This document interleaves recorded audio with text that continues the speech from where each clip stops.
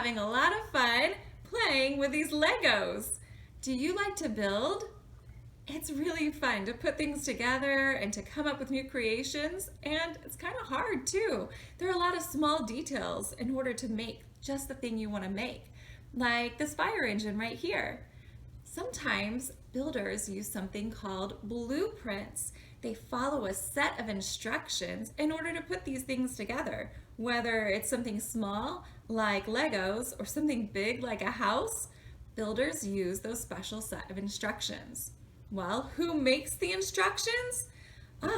It's got to be someone who is truly a master at building in order to think up all of those things. Well, I found out about this job recently, and it's called a Lego Master Builder.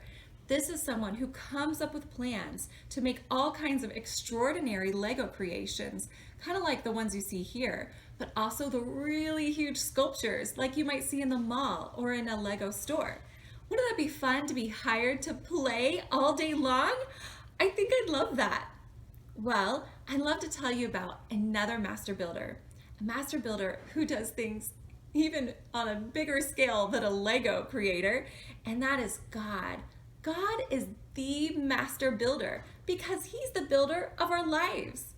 I think you and I should find out more together. Stay tuned for Kids World episodes in January and February to learn more about how God is our master builder.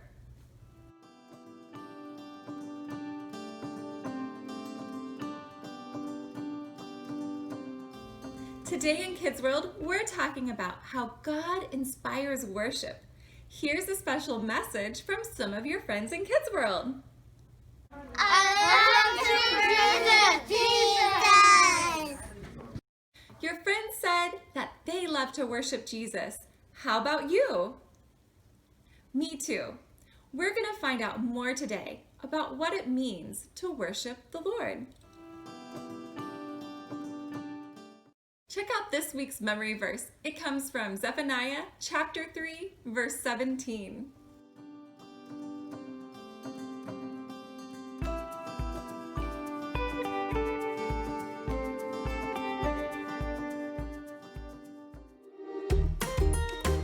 Jesus is our righteousness. God keeps his promises. God's Son brings peace. God honors faith. God inspires worship. God is trustworthy. God is the one and only. God awakens us. God rescues. God is real. God is always at work.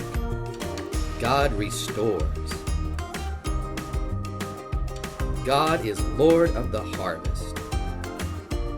The master builder, God's hand at work. Have you ever had a chance to visit an art museum? I know it sounds kind of boring, but last year I went to a really big one in Philadelphia. I saw some of the most expensive art pieces in the world. And as I looked at the art, I like to wonder what might have inspired the artist to paint that picture.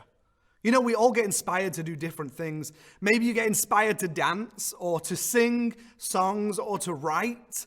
We all find our inspiration even from different places. Maybe you find it from school or your family or your friends. And in the Big God story this week, we're talking about the way King David was inspired by God. You see, David was inspired by God to worship.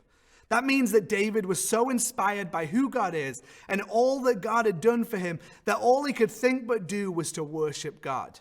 And David had a lot to thank God for. When we meet him in the Big God story, he's a shepherd boy. In fact, he's the youngest in his family with 7 older brothers. Imagine how that must have felt. God didn't care about David's age or appearance. He cared about his heart. David was described as a man after God's own heart. And God chose David to be king of Israel because he knew David would serve him with his whole heart. David was inspired. He was inspired to worship God in a number of ways. He wrote a number of the songs in the book of Psalms. David loved to worship God through writing songs. He didn't just write songs when he was worshiping and when he was feeling joyful. Instead, he worshiped when he was sad, when he was sick, or even when he was scared. Even when he was facing real big troubles, he wanted to worship God for who he is. David worshiped God in another way by trusting and relying on him, even in challenging situations. You see, God helped David kill a lion and a bear, and God even helped him defeat the giant Goliath.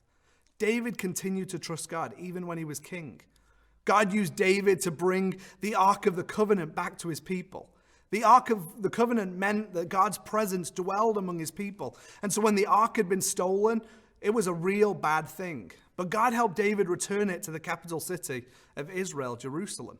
David was so full of joy when God did that it says that in front of the whole country, he danced and he sang.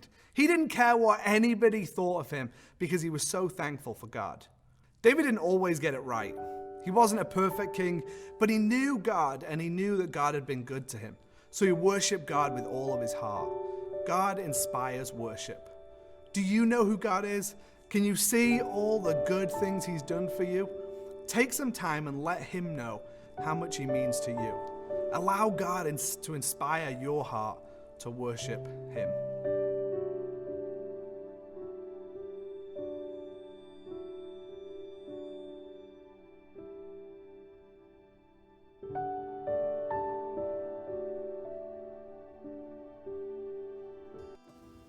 Thank you for joining me for Kids World. This week, as you're playing and building, I hope that you'll remember our lesson from today and what God spoke to your heart about Him and how He is the master builder. Bye!